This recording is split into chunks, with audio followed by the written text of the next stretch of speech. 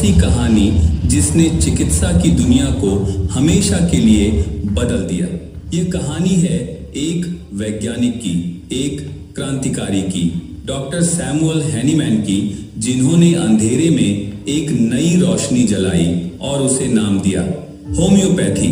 10 अप्रैल 1755 को जर्मनी के माइसन शहर में एक साधारण परिवार में सैमुअल हैनीमैन का जन्म हुआ। उनके पिता एक चित्रकार थे, लेकिन हैनीमैन का मन कैनवास पर नहीं बल्कि इंसानी जिंदगी को बचाने में रमा था।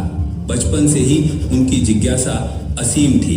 12 भाषाएं बोलने वाले हैनीमैन ने 20 साल की उम्र में मेडिसिन की पढ़ाई शुरू की और 1779 में डॉक्टर बन गए। लेकिन उस समय की चिकित्सा पद्धतियां उनके दिल को चीरती थीं।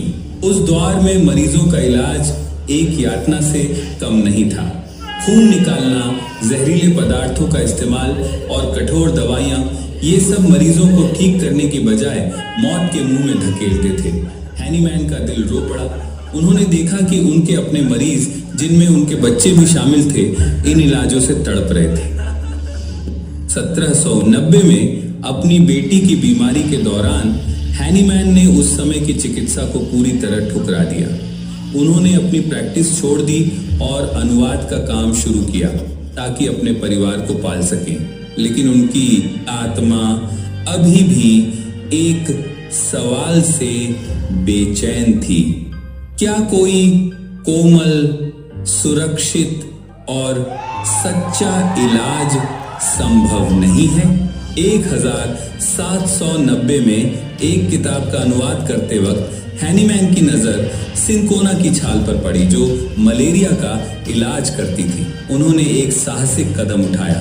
स्वस्थ होने के बावजूद उन्होंने खुद सिनकोना की छाल का सेवन किया और फिर उनके शरीर में मलेरिया जैसे लक्षण उभर आए। यह एक विस्फोटक खोज थी। हैनीमैन ने समझ लिया, जो पदार्थ किसी स्वस्थ व्यक्ति में लक्षण पैदा करता है, वही उन लक्षणों को ठीक भी कर सकता है। हैनीमैन ने दिन रात मेहनत की।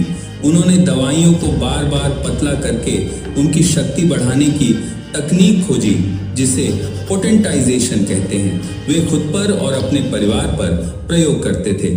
उनके 11 बच्चों में से कई उनके पहले मरीज बने। 1796 में 6 साल की कड़ी मेहनत के बाद उन्होंने अपनी नई चिकित्सा पद्धति को दुनिया के सामने लाया, होम्योपैथी। लेकिन यह राह आसान नहीं थी। उस समय के डॉक्टरों ने उनका मजाक उड़ाया, उन्हें पागल कहा। हैनीमैन को जर्मनी छोड़कर पेरिस जाना पड़ा, लेकिन वे नहीं रुके। पेरिस में हैनीमैन की होम्योपैथी ने चमत्कार दिखाए। 1830 के हैजा महामारी में जहां पारंपरिक इलाज असफल हो रहे थे, होम्योपैथी ने हजारों लोगों की जान बचाई। धीरे धीरे उनकी ख्याति फैली। उनकी मृत्यु 1843 में हुई, लेकिन तब तक होम्योपैथी यूरोप से निकलकर विश्व भर में फैल चुकी थी।